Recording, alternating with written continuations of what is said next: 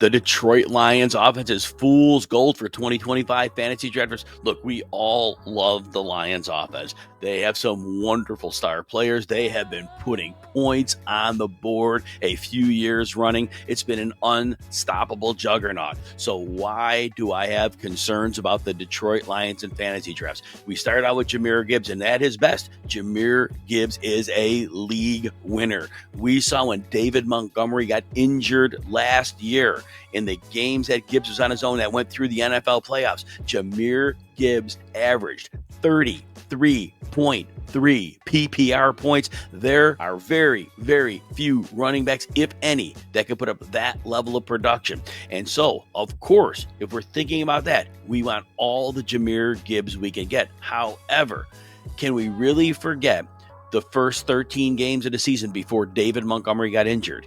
Because instead of 33.3 PPR points per game, Jahmyr Gibbs averaged 18.3. Very good. No issues with it, but it is nowhere close to what he did without Montgomery. Now, fantasy managers may be thinking, Gibbs was so good. How can the Lions put the genie back in the bottle? They've got to play Gibbs. That's a logic point. However, David Montgomery is the heart and soul of the offense. They signed him to a new deal last year. He is a very important part. Sonic and Knuckles, that's a thing. And Gibbs loves him. Montgomery loves Gibbs. They are going to be on the field. And here's the thing. The offensive line took a hit in the offseason. This has been one of the best offensive lines a few years running.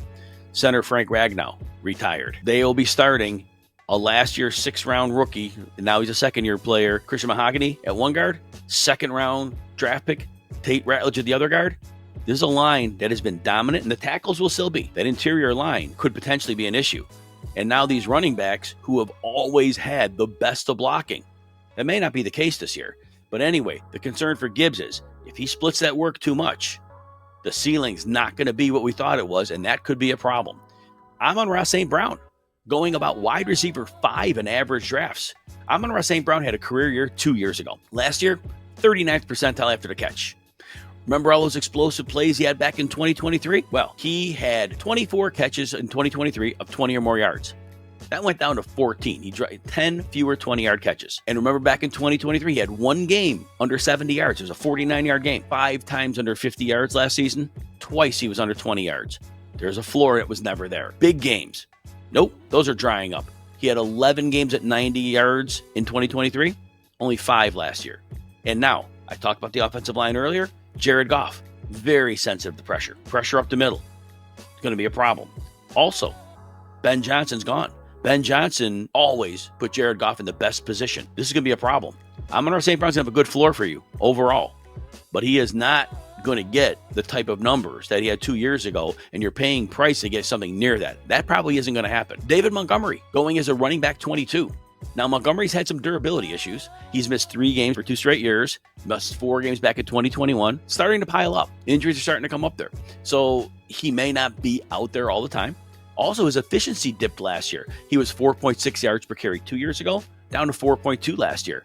Now, still 63rd percentile in yards after contact, so he's still decent there. But the whole point is this. If that interior offensive line is a problem, guess where Montgomery does a lot of his running? On the interior. So this could be a problem. Now, last year he did score, Montgomery, double-digit PPR points in every game. Of course, the touchdowns, 12 touchdowns in 14 games, 2 years running. He has been in the end zone as much as he can. But David Montgomery, again, this may be a far worse situation. If you're enjoying this breakdown, take a second, hit like and subscribe. It helps us keep that fantasy advice coming your way. And if you want even more of RotoWire's tools, rankings, and insights, we got a 15% discount just for our YouTube viewers. You head to RotoWire.com, choose that subscription, and use the code YouTube15 at checkout. Sam LaPorta going off the board as tight end 4. Last year, I said before the season, the Lions were going to play great defense, the Lions were going to run the ball, and the Lions were not going to lean on Jared Goff. And through week 7, it was true.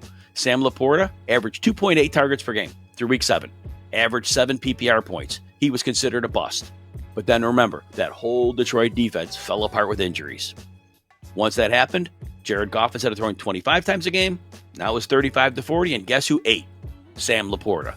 Now, that defense It could be a real juggernaut this year. Everybody's back healthy. Those young corners they drafted last year, they're now the year of experience. Now they have a tough schedule, but that defense is going to be a real good deal. And so Jared Goff may go back to throwing a low volume of passes. And at that point, St. Brown's seeing his, but LaPorta, we already saw, didn't see his. And that leads into Jameson Williams as wide receiver 25. Jameson Williams, early in the season, just like LaPorta, weeks 3 through 7. Averaged 2.5 targets per game. When Goff wasn't throwing, it wasn't about Jameson Williams or LaPorta. Jameson Williams, now he had 2 big plays in that span, so he still averaged 8.9 PPR points during that span, and that was something, but it was a problem. Now, mention the interior offensive line being new. If pressure is on Goff, do you really think he's going to have time to throw downfield to Jameson Williams? And I know a lot of passes weren't always deep, a lot of them were schemed, but that's where Ben Johnson being gone hurts.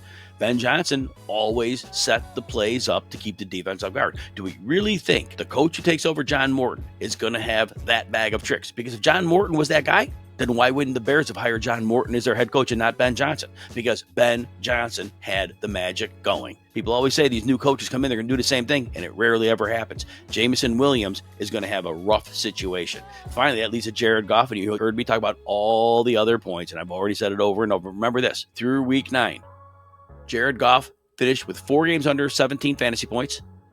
And through the first 9 weeks, Jared Goff averaged 19.7.